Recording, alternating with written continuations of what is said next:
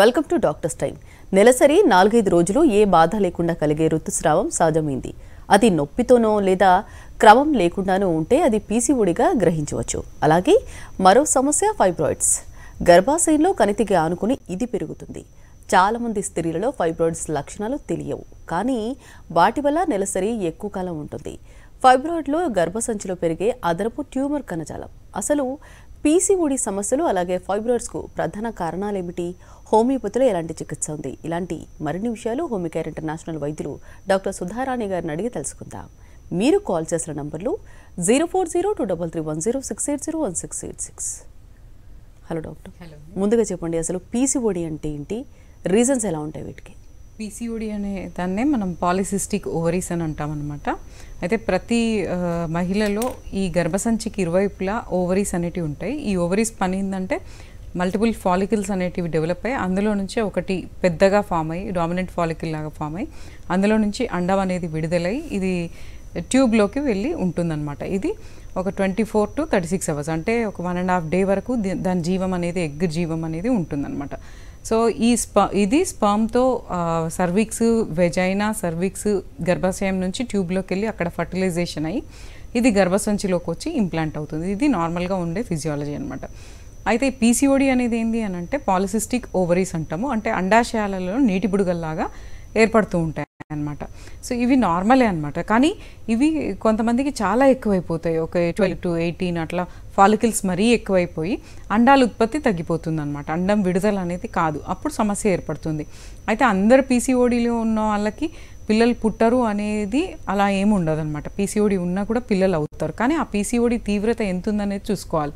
PCOD ఉండి ఏ లక్షణాలు లేకుండా అండం విడుదల ఉన్నట్లయితే పెళ్ళైన ఆడవాళ్ళకి ప్రెగ్నెన్సీ అనేది వచ్చే అవకాశాలు ఉంటాయి. అయితే పీసీఓడి అనేది పెళ్ళైన వాళ్ళకే కాకుండా నెలసరి ఫస్ట్ మంత్ అయిన తర్వాత మెనార్కి అంటే బహిష్ట్ అయిన తర్వాత అన్మ్యారీడ్ గర్ల్స్లో కూడా ఈ మధ్య కాలంలో ఈ పీసీఓడి అనేది ఉంటుందన్నమాట.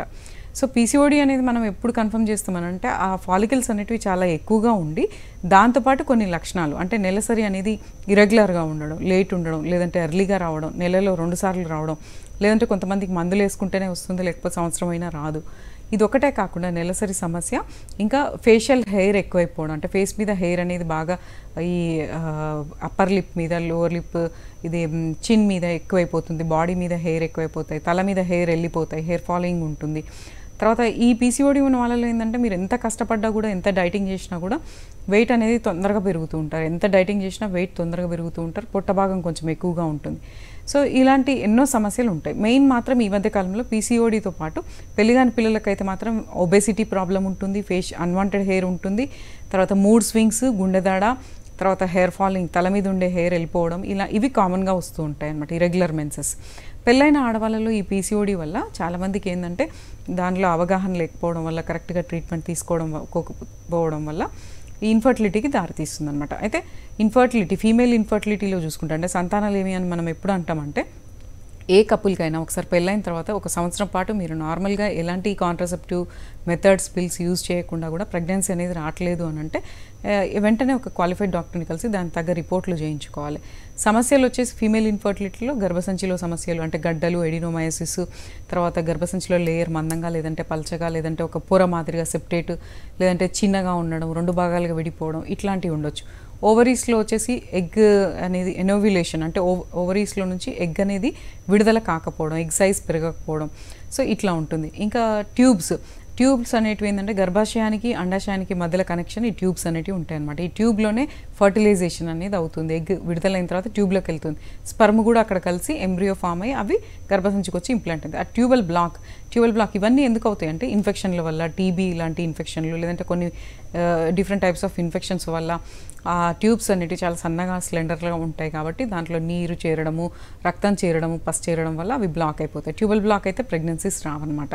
ఒక ట్యూబ్ బ్లాక్ అయ్యి ఇంకోటి ఓపెన్ ఉంటే ఛాన్సెస్ ఉంటాయి, 50% ఛాన్సెస్ అనేవి ఉంటాయి. అయితే కరెక్ట్గా మనకు మూల కారణం ఏంటి అనేది తెలుసుకొని దాని ప్రకారంగా మనకి చాలా రకాల మందులు ఉన్నాయి, న్యాచురల్ రెమెడీస్, ఎలాంటి సైడ్ ఎఫెక్ట్స్, ఎలాంటి పత్యాలు లేకుండా మందులతోనే చాలా మటుకు మనకి ఈ problems, infertility problems, PCOD, fibroid ఇలాంటివన్నీ కూడా హార్మోనల్ ఇంబ్యాలెన్స్ అనేటివి కూడా సాల్వ్ అయ్యే అవకాశం ఉంటుంది. ఓకే అండి. అంటే మీరు చెప్పిన దాన్ని బట్టి చూస్తే పీసీఓడి ఉన్న వాళ్ళు కంపల్సరీ ఇన్ఫర్టిలిటీ వచ్చే అవకాశం ఉన్నట్టు కనిపిస్తోంది. సో ఫస్ట్ కాలర్ కూడా లైన్లో ఉన్నారండి, వారిని అడుగుతాం. హలో హరిత గారు, మాట్లాడండి, మీ సమస్యను చెప్పండి. Hello madam. చెప్పండి. మేడం నాకు నా మ్యారేజ్ 15 ఏళ్ళు అయింది మేడం. ఓకేమ్మా. నాకు ఇప్పుడు ఎప్పుడైనా వస్తాయి 3 నెలలకు అట్లా. ఇప్పుడు ఏమంటే మామూలుగా వచ్చేస్తా ఉన్నాయి మీరు ఓకే అండి, రైట్. సో పీసీఓడి ప్రాబ్లంలో ఇరెగ్యులర్ పీరియడ్స్ అనేటివి చాలా కామన్ అండి. అయితే ఇది ఎర్లీ స్టేజెస్లో మనం ట్రీట్మెంట్స్ తీసుకుంటే చాలా మటుకు ఇవి న్యాచురల్గా క్యూర్ అయిపోతాయి. ఫ్యూచర్లో పెళ్ళైన తర్వాత పిల్లలు పుట్టకపోవడం అలాంటి సమస్యలు లేకుండా ఉంటాయి అన్నమాట. అయితే ఎవరికైనా కూడా మీకు 2-3 నెలల నుంచి మీకు ఇరెగ్యులర్ పీరియడ్స్ ఉన్నాయి అంటే అన్కంట్రోల్డ్గా నెలల తరబడి బ్లీడింగ్, స్పాటింగ్ లాగా కానీ హెవీ బ్లీడింగ్ కానీ అవుతుంది, లేదంటే అసలు మంతే లేదు, లేదంటే ఇరెగ్యులర్గా ఉంది, స్కాంటీగా ఉంది, తక్కువ ఉంది, లేదంటే వైట్ డిశ్చార్జ్ లాంటివి ఉన్నాయి. ఆ వైట్ డిశ్చార్జ్లో కూడా కర్డ్ లాగా, మిల్క్ లాగా వైట్ వాటరీ డిశ్చార్జ్, యాక్రిడ్ అంటే కోసుకపోతుందేమో అన్నట్టు మంట, దురద, వీటితో డిశ్చార్జెస్ ఉండి పొత్తి కడుపు నొప్పి, వైఫ్ అండ్ హస్బెండ్ కలిసినప్పుడు పెయిన్, ఇలాంటివి అంటే తరచుగా యూరిన్ వచ్చినట్లుగా ఉండడం, పెళ్ళైన వాళ్ళకి పిల్లలు పుట్టకపోవడం, దీంతోపాటు ఇంకా థైరాయిడ్, ఒబేసిటీ ఇలాంటి మీరు గమనించుకున్నట్లయితే సో 1 ఇయర్ మీరు ట్రై చేసినా కూడా పిల్లలు కావట్లేరంటే ఇమీడియట్గా డాక్టర్ని కన్సల్ట్ అవ్వండి. అయితే చాలామంది ఏమనుకుంటారంటే ఏదైనా ప్రాబ్లం రాగానే దానికి ఏదో ఒక సర్జరీ చేయించుకుంటే ప్రాబ్లం సాల్వ్ అవుతుంది అనుకుంటారు, కానీ అట్లా కాదు. న్యాచురల్గా కొన్ని సలహాలు పాటించుకుంటూ మెడిసిన్స్ యూజ్ చేస్తే మీకు పీసీఓడి అయినా తగ్గుతుంది, ఎగ్ రిలీజ్ అయ్యే అవకాశం ఉంటుంది, హార్మోనల్ ఇంబ్యాలెన్స్ తగ్గుతుంది, అండ్ ఈ పీసీఓడికి సంబంధించిన లక్షణాలు తగ్గుతాయి. న్యాచురల్గా మీకు ప్రెగ్నెన్సీ సక్సెస్ రేట్ అనేది పెరుగుతుంది అనమాట.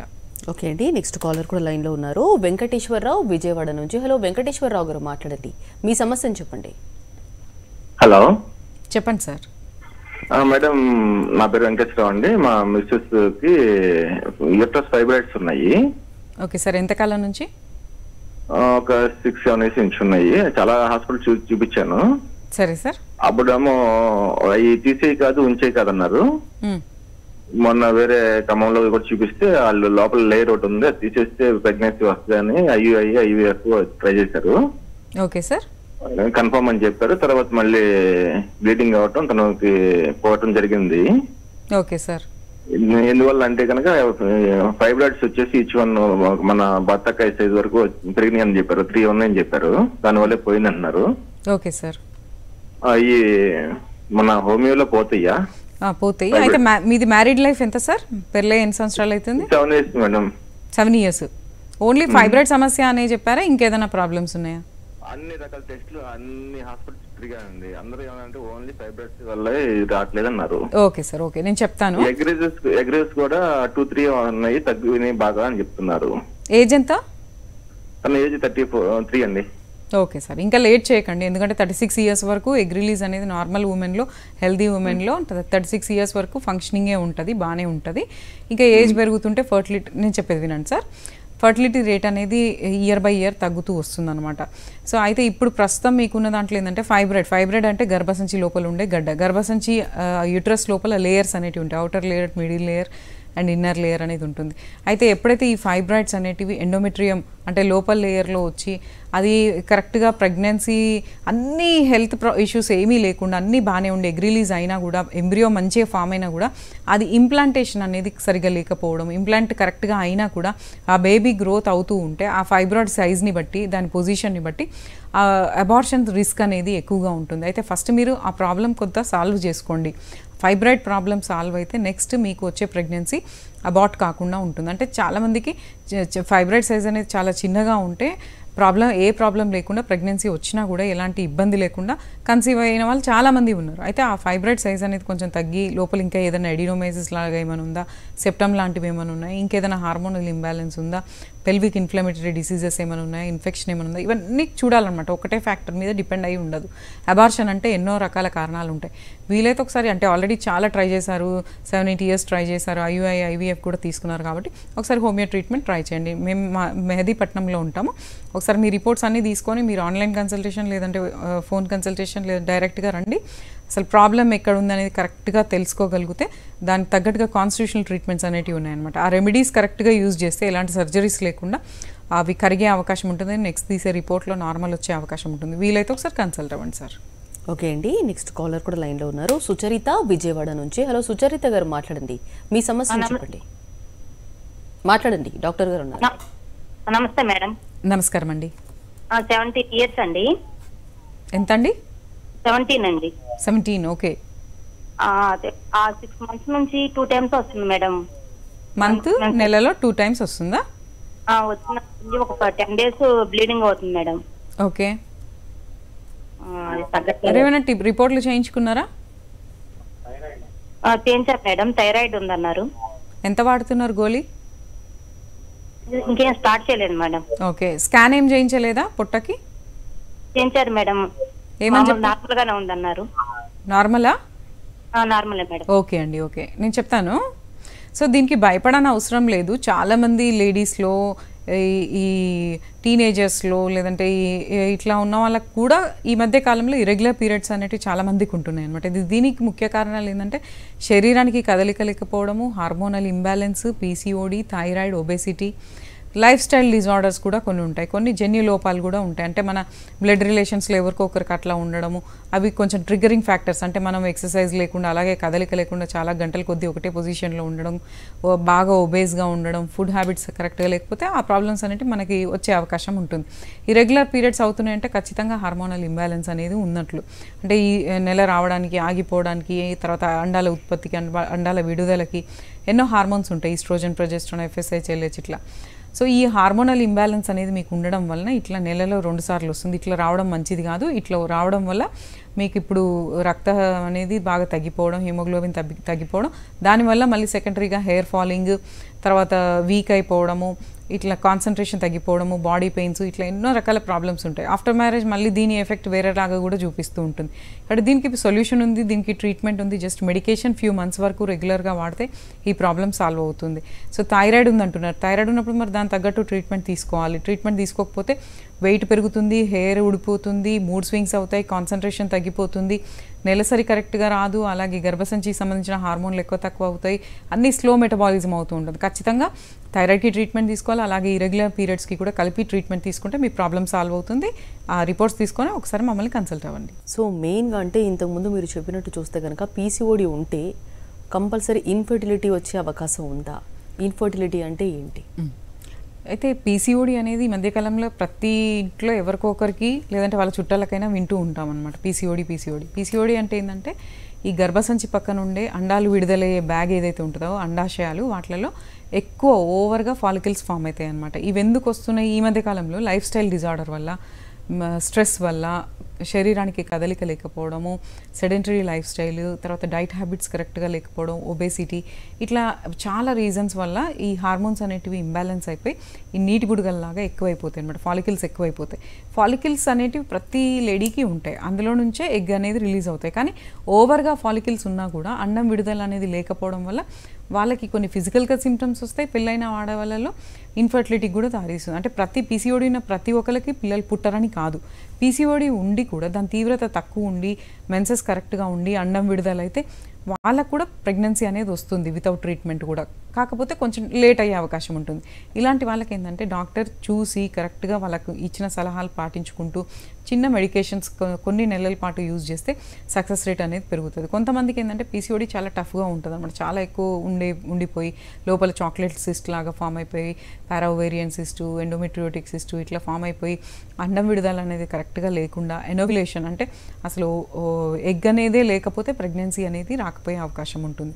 అయితే ప్రతి స్టేజ్ని బట్టి, ప్రతి ప్రాబ్లమ్ని బట్టి, దాని తీవ్రతను బట్టి సర్జరీ లేకుండా ఓన్లీ హోమియోపతి రెమెడీస్ ఉన్నాయి. చాలా ఎక్సలెంట్ రెమెడీస్ ఉన్నాయన్నమాట. అంటే కాన్స్టిట్యూషనల్ ట్రీట్మెంట్ అనేది మేము ప్రాక్టీస్ చేసే ట్రీట్మెంట్ అనమాట. ఆ కాన్స్టిట్యూషన్ బట్టి అంటే ప్రతి మనిషికి ఆ మందులు అనేవి మారుతూ ఉంటాయి. వాళ్ళ కాన్స్టిట్యూషన్, మానసిక, శారీరక వ్యాధి లక్షణాలు, రిపోర్ట్లను అన్నింటినీ తీసుకొని టోటాలిటీ తీసుకొని ఇస్తామన్నమాట. చాలామందిలో లైకోపోడియం అనే మెడిసిన్, సెపియా అనే మెడిసిన్, పల్సటిల్లా అనే మెడిసిన్, నాట్రమూర్ అనే మెడిసిన్, వీటి ద్వారా చాలా మంచి రిజల్ట్స్ ఉన్నాయి. లక్షణాలను బట్టి కూడా అంటే వాళ్ళకి వైట్ డిశ్చార్జ్ ఉందా, వాళ్ళ బాగా ఒబేస్ ఉన్నారా, ఒబేస్ ఉండి ఇన్ఫర్టిలిటీ ఉన్న వాళ్ళకి క్యాల్కేరియా కార్బన్ అనే రెమెడీ బాగా పనిచేస్తుంది.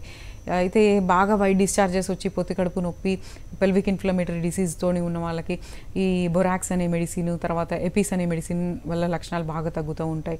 సో ఇట్లా చాలా రెమెడీస్ ఉన్నాయన్నమాట. ఆ రెమెడీస్ కరెక్ట్గా స్టడీ చేసి ఇవ్వడం ద్వారా ఓన్లీ మందులతోనే మనం చేసే జాగ్రత్తల వల్ల ఫర్టిలిటీ రేట్ అనేది పెరుగుతుంది. కొన్ని టిప్స్ ఏంటంటే ఇన్ఫర్టిలిటీ ఉన్న వాళ్ళు, సంతానాలు ఏమీ ఉన్న వాళ్ళు మీరు ఏం చేయండి అంటే మీకు మంత్ వచ్చినట్లయితే మంత్ ఫస్ట్ డే క్యాలిక్యులేట్ చేసుకొని 10th మంత్ ఫస్ట్ డే నుంచి 10th day to 22nd day, క్యాలెండర్లో 10 22nd కాదండి, మీకు మెన్సెస్ వచ్చిన ఫస్ట్ డే నుంచి క్యాలిక్యులేట్ చేసుకొని 10th నుంచి 22nd డే వరకు ఎగ్ రిలీజ్ అయ్యే అవకాశం ఉంటుంది.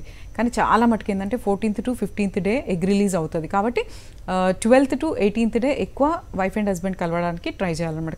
కలిసిన తర్వాత కూడా మూమెంట్ ఇవ్వకుండా, కడుక్కోకుండా, తుడుచుకోకుండా ఉంటే సక్సెస్ రేట్ అనేది పెరిగే అవకాశం ఉంటుంది. అయితే ఎగ్ అనేది రిలీజ్ అయినప్పుడు అది ఒక 1 డే నుంచి 1.5 డే వరకు దాని లైఫ్ అనేది ఉంటుంది. కాబట్టి so 10th to 22nd menses day first day నుంచి క్యాలిక్యులేట్ చేసుకొని 10th to 22nd day try చేయొచ్చు.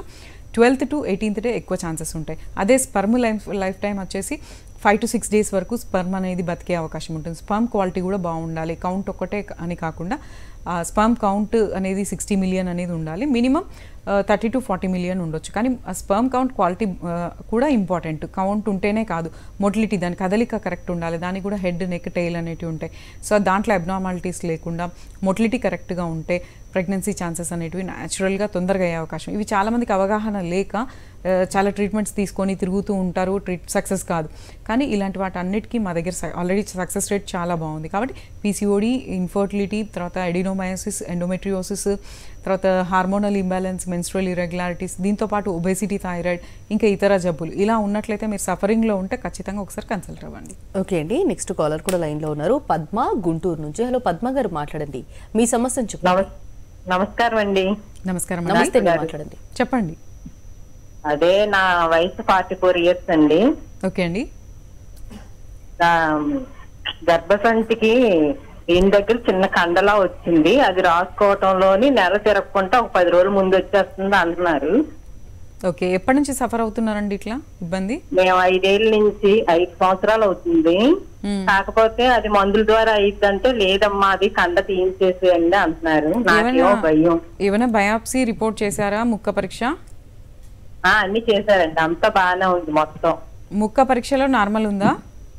నార్మల్ ఉంది. అయితే భయపడకండి. 44 years అంటున్నారు కదా, దీనికి ట్రీట్మెంట్ ఉంది. మందులతోనే అది తగ్గే ట్రీట్మెంట్, అబ్జార్బ్ అయ్యే ట్రీట్మెంట్, తగ్గే ట్రీట్మెంట్ ఉంది. భయపడకండి దానికి. కాకపోతే ప్రతి ఒక్కరి కేసులో ఒకటే రకంగా ఉండదన్నమాట. అది దాని సైజ్ ఎంత ఉంది, అదేమైనా డేంజర్గా అంటే 2 రకాలు ఉంటాయి ఈ గడ్డలలో కూడా, ఈ గర్భసంచి గడ్డలు. అది ఏ లేయర్లో ఉంది, దాని తీవ్రత ఎంత ఉంది, దాని పొజిషన్ ఎంత ఉంది, అది నార్మల్ గడ్డనా ఇంకా వేరే రకమైన క్యాన్సర్ టైప్ గడ్డన, అంటే బినైన్ అండ్ మాలిగ్నెంట్ ట్యూమర్స్ అనేటివి ఉంటాయి అన్నమాట. సో అది కండనే ఎడినోమయోసిస్ అంటారు, అది చెప్తున్నానండి. సో ఏంటంటే ఫోన్లో మొత్తం ట్రీట్మెంట్ ఇవ్వలేము అండ్ పూర్తిగా అర్థం కాదు. సో గర్భసంచిలో వచ్చే ప్రాబ్లమ్స్ నార్మల్గా వచ్చేసి 40+ దాటిన వాళ్ళకి ప్రతి ఒక్కరికి ఏమవుతుంది, ఫైబ్రాయిడ్ అన్న అవుతుంది, లేదంటే లోపల ఎండోమెట్రియం లేయర్ అనేది మందంగా బల్కీ అన్న అవుతుంది, అంటే దాన్నే కండ పెరగడం అని అంటారు. ఇంకా ఎడినోమయోసిస్ అనే ప్రాబ్లం కూడా ఉంటుంది, అంటే ఇరెగ్యులర్గా ఆ లేయర్ అనేది ఫామ్ అవుతుంది. ఇది ఏదైనా కూడా ఇబ్బంది అనమాట. ఇబ్బంది ఎట్లుంటుందంటే కొంతమందికి సిమ్టమ్స్ ఉండవు, కొంతమందికి విపరీతంగా బ్లీడింగ్ గడ్డల కింద పడుతూ ఉంటుంది, ఇరెగ్యులర్గా సడన్గా మీరు పనిలో ఉంటారు అది బ్లీడింగ్ అయిపోతూ ఉంటుంది, అలా ఉంటుంది. కొంతమందికి ఏంటంటే బ్లీడింగ్ అయితే ఒక నెల పాటు కంటిన్యూ బ్లీడింగ్ అవుతుంటుంది. ఇది మంచిది కాదు ఇట్లా కావడం. ఇవి కొన్నిసార్లు ఇలాగే కేర్లెస్గా ఉంటే ఆ పెరిగిన కండ కూడా గడ్డలాగా మారే అవకాశం ఉంటుంది, ఇంకా లేయర్ పెరిగే అవకాశం ఉంటుంది, వేరే రకంగా మారే అవకాశం ఉంటుంది. కాబట్టి ఎర్లీ స్టేజెస్లో ఇంకా లేట్ చేయకండి, కరెక్ట్గా రిపోర్ట్స్ చేయించుకొని అది ఒకసారి మా దగ్గర కన్సల్ట్ అవ్వండి. మందులతోనే అది కరిగే విధంగా ట్రీట్మెంట్స్ ఉన్నాయి. అది ఏంది అనేది కరెక్ట్గా మనకి అడినోమయోసిసా, ఫైబ్రాయిడ్ అని తెలియాలి అంటే మీరు రావాలి, ఒకసారి ఎగ్జామినేషన్ చేస్తా, రిపోర్ట్లు చూసి ఓన్లీ మందులతోనే కరిగే ట్రీట్మెంట్స్ ఉన్నాయి, వీలైతే ఒకసారి కన్సల్ట్ అవ్వండి. ఓకే అండి, ఇప్పుడు మెయిన్గా చూసుకుంటే కనుక చాలామంది IUI, IF చేయించుకుంటారు, అందులో సక్సెస్ రేట్ కూడా చాలా తక్కువ. ఇన్ కేస్ అందులో ఫెయిల్ అయిన వాళ్ళకి అంటే హోమియోపతిలో ఎలాంటి ట్రీట్మెంట్స్ ఉన్నాయి అందుబాటు? హోమియోపతిలో మనకి ఇన్ఫర్టిలిటీకి ట్రీట్మెంట్ ఉందండి. అయితే చాలామంది ఏం చేస్తారంటే ఇమీడియట్గా 1 monthలోనే ప్రెగ్నెన్సీ రావాలి అని అనుకుంటారు, ఎవరైనా కూడా ప్రెగ్నెన్సీ కావాలి అనుకునే వాళ్ళు. కానీ ఏంటంటే నెలకి ఒక ఛాన్సే ఉంటుంది అనమాట. ఎగ్ రిలీజ్ అయ్యి అది స్పర్మ్తో కలవడం అనేది ఈ ప్రొసీజర్ అంతా నెలలో ఒకటే ఛాన్స్ ఉంటుంది. కాబట్టి ఇది కొంచెం టైం టేకింగ్. ఇన్ఫర్టిలిటీ కనీసం ఒక 3 to 6 months అన్నా మనకి ట్రీట్మెంట్కి ఛాన్స్ ఇస్తే ఒక డాక్టర్కి ఖచ్చితంగా ఏదైనా సమస్యలు అంటే పీసీఓడి, ఫైబ్రాయిడ్స్, లేదంటే ఈ హార్మోనల్ ఇంబ్యాలెన్స్, బ్లాకేజెస్, ఇట్లా ఇన్ఫెక్షన్స్ ఇలాంటివి ఏమైనా ఉన్నట్లయితే కొంచెం డాక్టర్కి ఒక మినిమం 3 to 6 months అన్న టైం ఇస్తే కొద్దిగా ఒక 2-3 నెలలలో ఆ ప్రాబ్లమ్స్ అన్నీ సాల్వ్ అయినాయి అని అంటే ప్రెగ్నెన్సీ ఛాన్సెస్ అనేటివి ఎక్కువగా ఉంటాయి. అయితే చాలామంది ఏం చేస్తారు, ఐవీఎఫ్ ఇలా వెళ్ళిన వాళ్ళు కూడా అక్కడ సక్సెస్ కాక మా దగ్గరికి వస్తూ ఉంటారు అనమాట. అలా వచ్చిన వాళ్ళకి కూడా సక్సెస్ అయిన వాళ్ళు ఉన్నారు. ఎందుకంటే ఈ ఐవీఎఫ్ అయినా ఐఓఐ అయినా ఇది లైఫ్ లాంగ్ చేయలేని ప్రొసీజర్స్ అనమాట. అయితే న్యాచురల్గానే అయ్యేటట్టు ట్రీట్మెంట్స్ ఉన్నాయి. అందుకనే ఇప్పుడు ఇన్ఫర్టిలిటీకి ఏవైతే కారణాలు ఉన్నాయో వాటన్నిటికీ వాటి స్టేజెస్ని బట్టి ఓన్లీ మెడికేషన్స్ ఉన్నాయి. ఇప్పుడు ఉన్న మెడిసిన్స్ ఇంకా అడ్వాన్స్డ్ మెడిసిన్స్ ఉన్నాయి. కేస్ స్టడీ అనేది చాలా మంచిగా చేస్తాం మేము. సో ఓన్లీ మందుల ద్వారా కొంచెం లైఫ్ స్టైల్ చేంజెస్ చేసుకొని మీరు ఒకవేళ ఒబేస్ ఉంటే తగ్గించుకొని సో మెడిసిన్స్ యూస్ చేస్తే పీసీఓడికైనా, ఫైబ్రాయిడ్కైనా, ఎడినోమయోసిస్కైనా, సిస్ట్లకైనా, తర్వాత ఎనోవ్యులేషన్, హార్మోనల్ ఇంబ్యాలెన్స్, ఏఎంహెచ్ ప్రాబ్లం ఇలాంటివి ఏ ఉన్నా కూడా సాల్వ్ అయ్యే అవకాశం ఉంటుంది. అయితే దీనికి ఏందనంటే మీరు తీసుకోవాల్సిన జాగ్రత్తలు ఏంటంటే పీసీఓడి ఇన్ఫర్టిలిటీ ఉన్న వాళ్ళు కొంతమంది విపరీతంగా వెయిట్ సడన్గా పెరిగిపోతూ ఉంటారు, పొట్ట మాత్రం బాగా పెరిగిపోతూ ఉంటుంది, ఎంత డైటింగ్ ఎక్సర్సైజ్ చేసినా కూడా తగ్గరనమాట. ఇలాంటి వాళ్ళు మీరు తీసుకోవాల్సిన జాగ్రత్తలు ఏంటంటే కార్బోహైడ్రేట్ ఫుడ్ కొంచెం తగ్గించేసింది. అంటే వైట్ రైస్, పాలిష్డ్ రైస్, మైదా ఐటమ్స్, బేకరీ ఐటమ్స్, స్వీట్స్ ఇలాంటి కార్బోహైడ్రేట్ ఫుడ్ కొంచెం తగ్గించి ప్రోటీన్ ఫుడ్ తీసుకోండి. గ్రీన్ లీఫీ వెజిటబుల్స్ ఎక్కువగా తీసుకోండి. ఫైబర్ ఉండేటివి బాగా తీసుకోండి. పండ్లు ఎక్కువ శాతం తినండి. తర్వాత ఎక్సర్సైజ్ కంపల్సరీ చేయండి. ఒకటే పొజిషన్లో ఉండకండి. సో ఎందుకంటే హార్మోన్స్ ఇంబ్యాలెన్స్ ఉన్న వాళ్ళు కొంచెం శరీరానికి కదలిక ఉంటేనే మెటబాలిజం అనేది ఇంప్రూవ్ అయ్యే అవకాశం ఉంటుంది.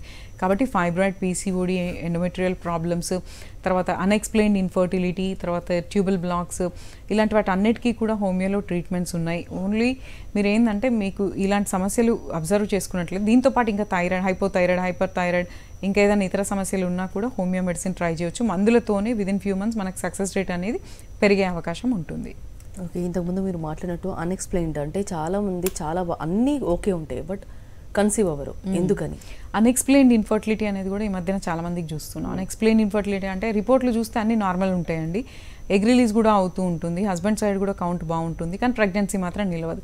అంటే కొన్నిసార్లు ఏంటంటే పైపైన స్కానింగ్స్లో కొన్ని అర్థం కావన్నమాట. కానీ ఎగ్ రిలీజ్ అయినా అవి ఏంటంటే ఆ ట్యూబ్లోకి కరెక్ట్గా వెళ్ళకపోవడము, ట్యూబ్ అనేది పని చేయకపోవడము, సో హార్మోన్స్ అనుకున్నంత కరెక్ట్గా లేకపోవడం, ఇలాంటి కొన్ని డీప్గా మనం అబ్జర్వేషన్ చేస్తే ఈ రీజన్స్ అనేటివి తెలుస్తాయి.